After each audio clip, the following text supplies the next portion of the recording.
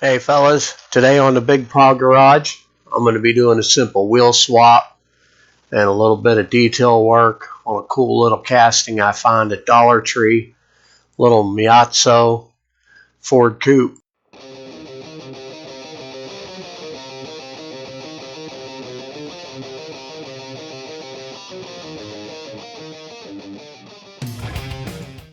So this little casting's pretty cool. I wanted to do something simple with it because it looks really good the way it is.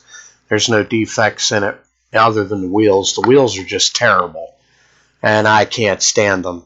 So we're just going to do a wheel swap here. What I'm looking at is the rivets. The front post is next to nothing. It literally is nothing there. It's just a flange. The rear one is extremely long. I could do screws them both, but I'm just going to go ahead and drill these out. And in doing so, we're just going to epoxy this car back together because there is no way you're getting a screw in this front post. The front post is actually the bottom of the shroud in front of the radiator. So we're going to get her drilled out, and I'm going to put some baby moons on here with some white walls. I think they'll look really good on it. We're going to upgrade the wood grain on it, throw some wash in the grill, that kind of stuff. And so once we get her all apart, and I had some problems getting it apart because that front flange, I was so scared of burning through the body itself, I ended up chipping away at it. And, it came apart fairly easy in the front, but the back just kind of like ejected itself. And you'll see here in a second what I mean. And yeah, it was pretty tight, and I was afraid of. There it went. Yeah, the wheels went flying, and the upper part of it is actually metal. And you'll have to excuse me here, new camera, but there's that front flange. There's just no way to screw that. So the top part's metal, the base is plastic. That's part of the reason I had so much trouble drilling. I was afraid to, because you know how sometimes as you're drilling through the post, the drill might skip a little bit, and then you've got a ruined base. And I didn't want to ruin the base on this project. It's kind of cool. The fenders are plastic, but they're really thin and they're really well molded. Even the metal flake in it matches the paint that they put on the body. So I wanted to be really careful with this one. I wanted to kind of touch base too on the Paint It Pink challenge. I felt really bad that all I came up with was a post-apocalyptic car, which, seems to be what I keep falling back to, not on purpose, though, I promise you. My first two attempts were the Superbird. And in finding the defect in the casting on the first one, I knew there was no way that car could be done for the deadline. So I stripped a second casting in hopes that that was a one-time thing, and it wasn't. Turns out it's common, and they're hiding it under the paint. So, it is what it is. So I switched gears, and I brought out a Camaro, a split bumper 72, and I spent 2 days alone on the paint job on that car. And when I was clear coating it, I was putting a third coat of wet clear on there, and the alligator clip, which I have the little wooden sticks with the alligator clips on them. One of the little pegs that you bend over to connect to the wood evidently broke from use of time, and so the casting hit the floor. Not only did it mar up the fresh coat of clear coat, but we have cats, and naturally one of the cat's whiskers got in it, and just, it destroyed it. There was no way I was going to have it done in time. That was 10:30 at night, the night before the videos were due to be put out. So I grabbed into the box of junk, And I came up with the Monte Carlo, and it's a plastic casting, and it is what it is, and it's post-apocalyptic, but it was pink, and I was just trying to get in there, get in time for the challenge. I didn't want to back out, and so one of my naysayers, and I have one, he never has the guts to post on my YouTube channel, and he doesn't do it in public, but he loves to post to me, and he sent me a PM saying, no matter what you do, it always comes out crap. It's always post-apocalyptic. That's the only thing you're good at.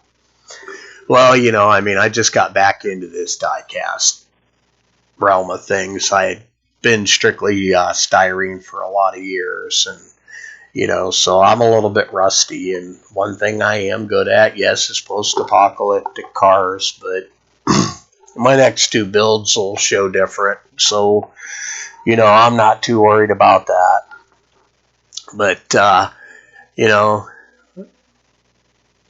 I'm fitting the wheels on here, and, measuring, making sure my wheel width is about right.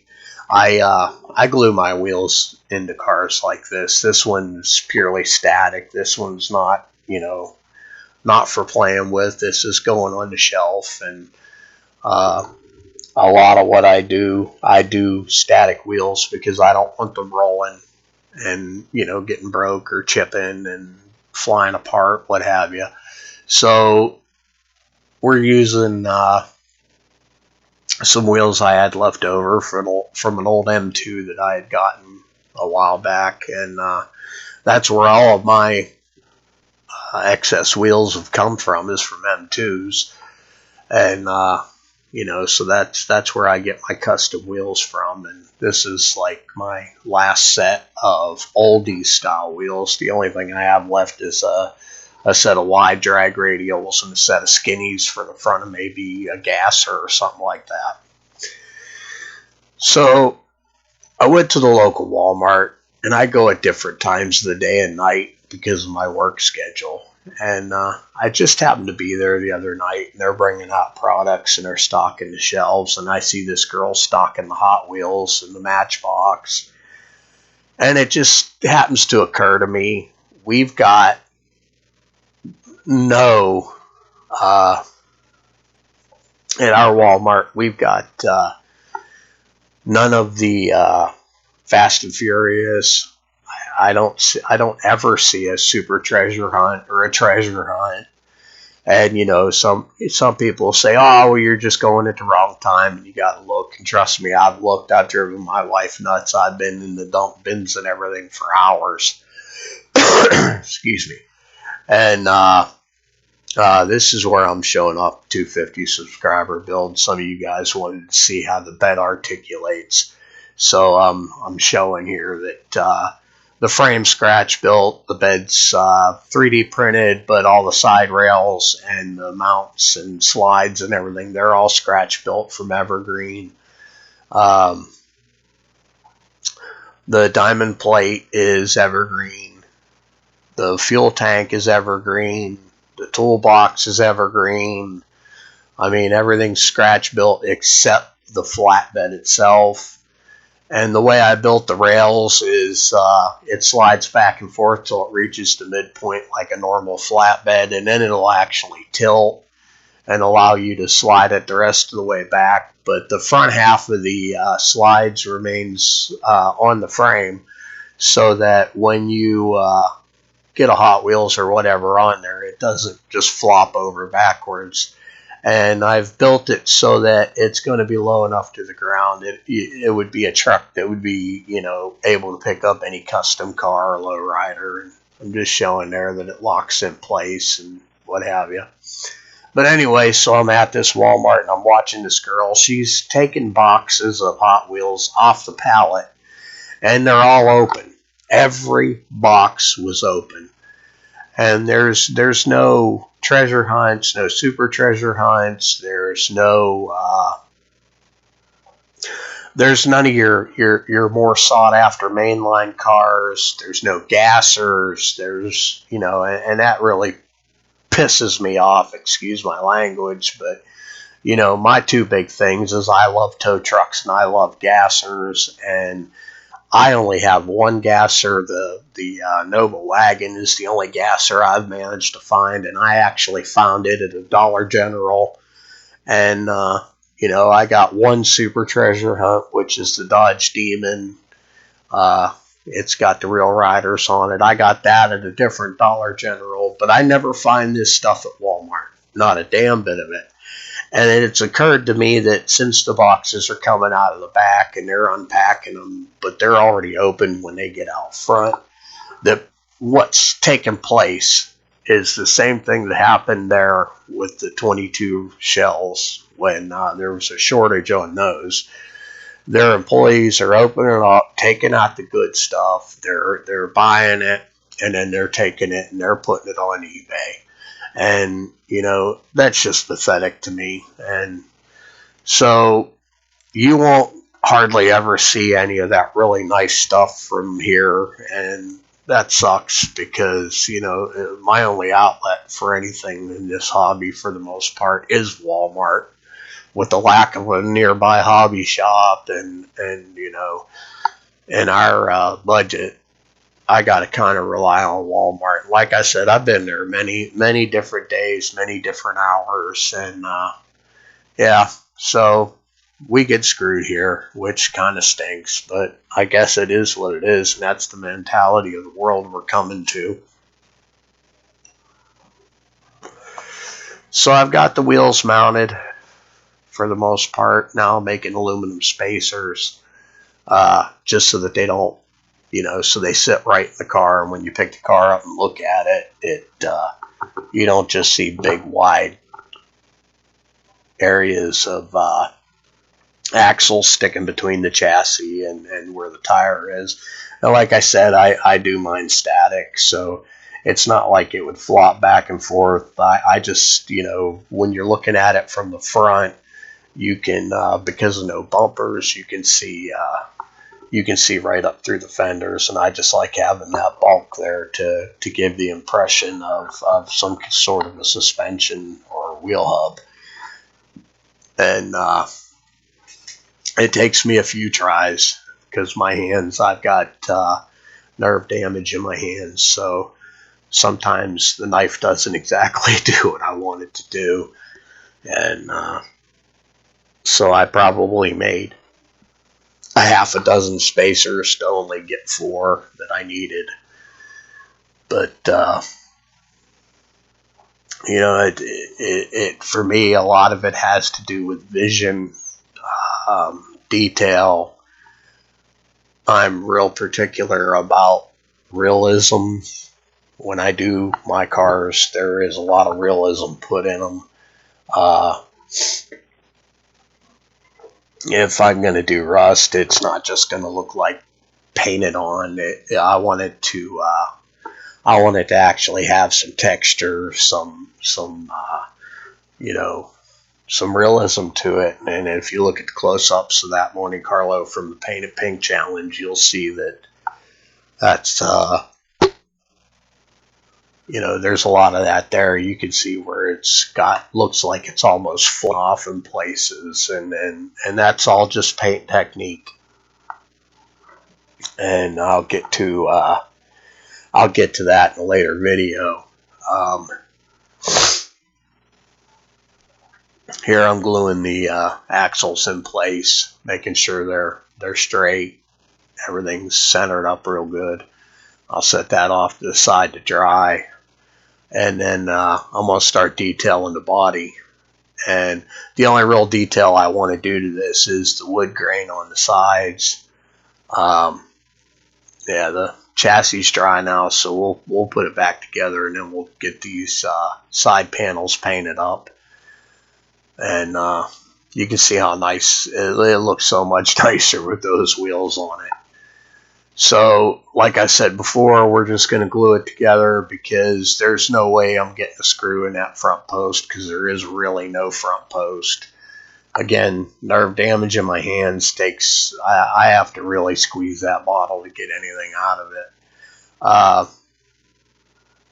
And I know that sometimes I sound like I'm stuttering or I've lost my place in my train of thought or whatever. Again, that's my health.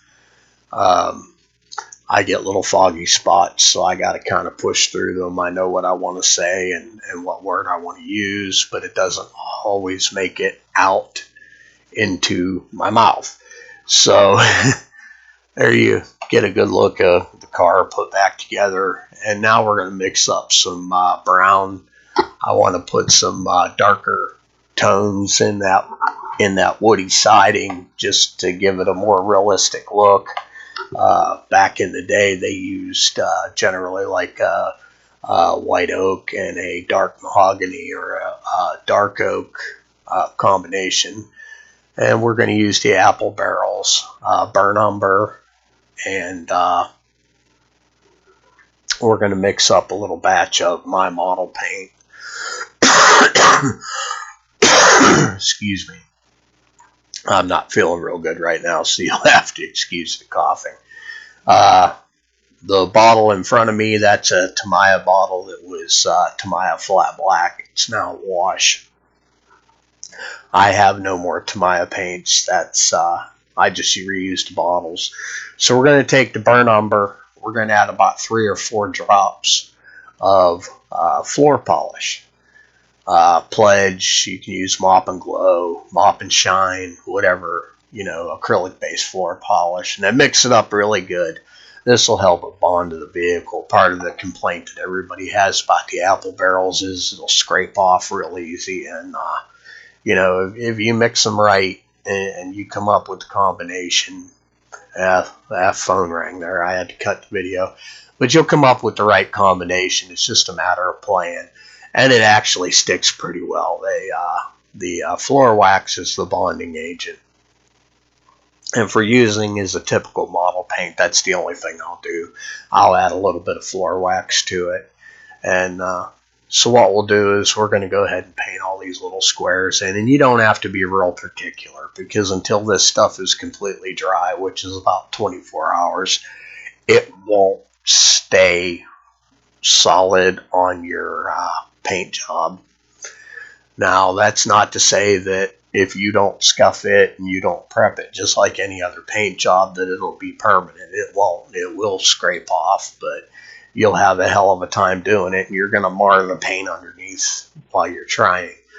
But this technique is something I've perfected over time. The floor wax in it, the paint pigments dry rather quickly, and they'll be dry to the touch in a matter of a few minutes. But they aren't locked down to your project for probably a good 2 or 3 hours. That's when the lockdown starts taking place from the acrylic being added to it.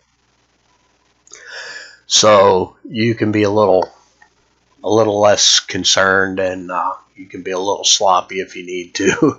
And in my case, I'm kind of sloppy. My hands shake, and my vision's not the greatest. I do have some pretty bad eye problems, and so I'm painting them in here just inside, the little squares, and wiping off the over excess with my thumb. And my wife gets on me about that. Your hands are always covered in paint, but it just habit over the years. It's always been that way. So each one of these blocks, I use probably I would say a dot of paint, and then I just spread it out, let it flow on its own. With my shaking, sometimes it flows a little farther than I wanted, so that's why you see me wiping with my thumb and finger.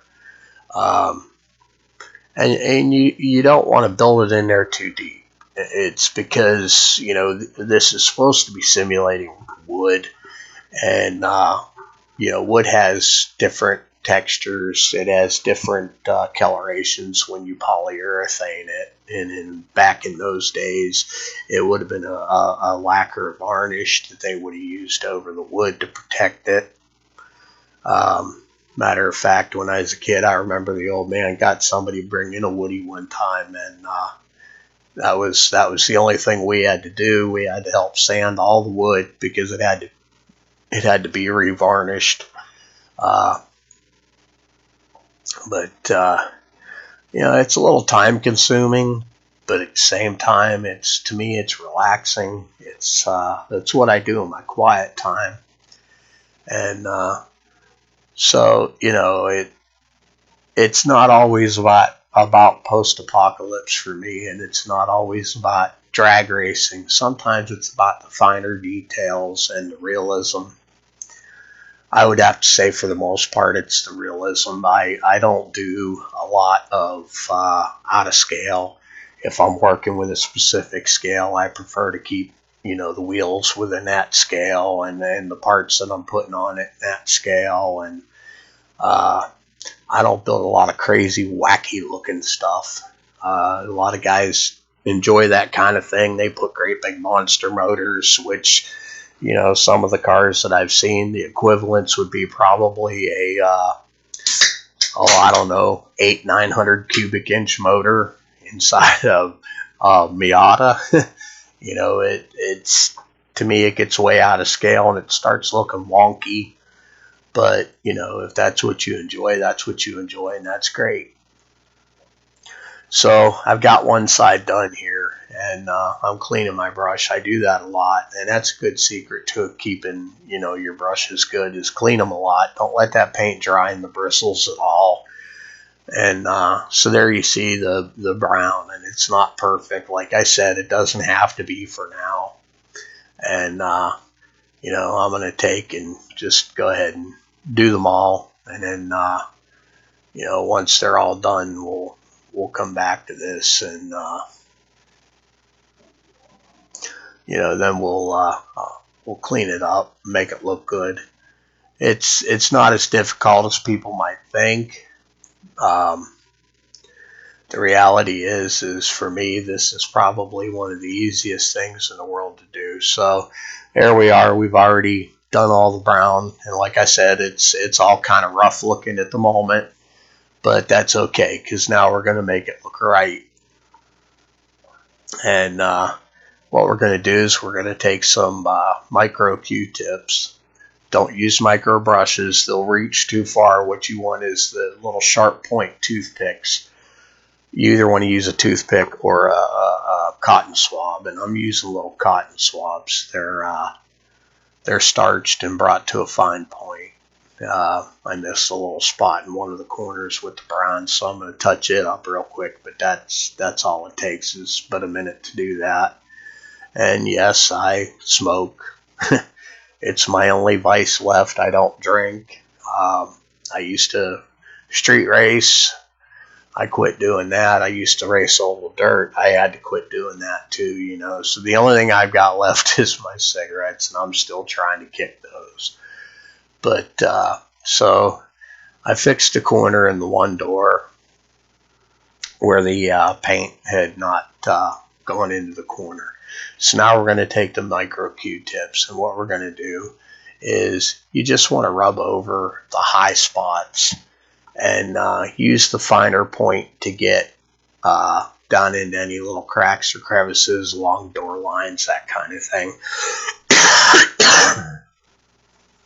And so that's what we're going to do now. We're going to go through, we're going to pull all the excess paint off of there and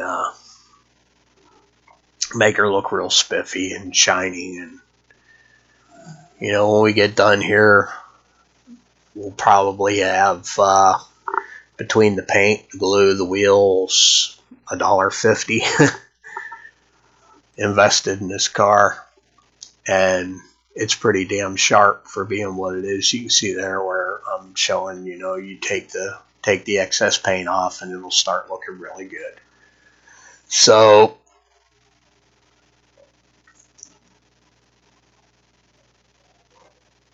we're going to do the back now, and once we get the back done, it'll be pretty well finished, and then we're going to be able to put a clear coat on this to bring the shine up on the bronze sections. And for clear coat, the only thing I use is mop and shine on something like this. And you know, mop and shine is actually not wax. A lot of people think it's wax, but it's actually clear acrylic. And it's extremely thinned out clear acrylic. It's the same kind of clear acrylic that they use on bars. It's just slightly modified so that it's not something that has to be mixed. It's already pre-mixed, but the amount of hardener in it is so minute that you know, it doesn't harden in the bottle. The oxygen in the air is what causes it to trigger off. And so I use it a lot as a clear coat, and it doesn't matter, you know, your paint can be a little rough. You know, I've seen people get some orange peel in that in their paint. I tend to use this because if you do have orange peel and it's not something you're going to be able to buff off due to the shape of the casting, I'll spray it with several coats of this floor wax, and you let it dry completely between coats. Don't do the tack thing, because every time you hit it with another coat, it literally dissolves the prior coat and reliquefies it. And when you do that, you'll end up with runs and excessive buildup. I'll run it through the airbrush and on each coat, give it about 20 minutes, and it's dry. And then after about 4 or 5 coats, I'll let it sit for 48 hours to make sure it cures all the way through. And then you can buff it and polish it just like any old paint. Or in the case like my bone shaker, I just left it the way it was because the orange peel really wasn't that bad and the shine on it was really nice. So, you know, that's what I do with a lot of my cars. I can't afford to buy the 2K clears, which I'd like.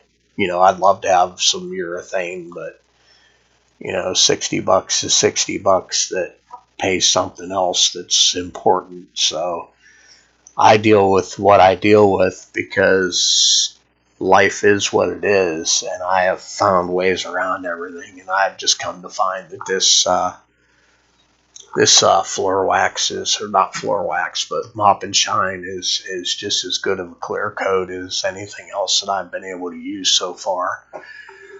So now that we've got some black wash in the grill, I'm going to touch up a few of these little squares around the edges. Now we're going to use the clear coat on it, and you can see how there's no shine to the car at all, really, in the wood area at all.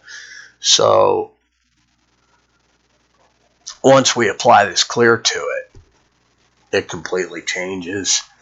And you know, you only want to go one direction, and you do not want to multi-coat this within a short period of time. One coat, one direction, let that dry for a couple hours, and then do another coat. Do not try to go over this again in 5 or 10 minutes, because what happens, as I said, the acrylic will melt itself. So the acrylic that you've put into the brown paint will have been dissolved and now extremely soft. And if you try to clear coat over top of it a second time too quickly, you'll actually pull the paint right out of the detail that you just put in, and then you'll have streaking. I've actually used that technique to create wood. And there it is, before and after. What we started out with, what we ended with. And just that little bit of detail changes the whole look of the car. I want to thank everybody for watching. I had a ball today. Please like, subscribe. Don't forget to share with friends.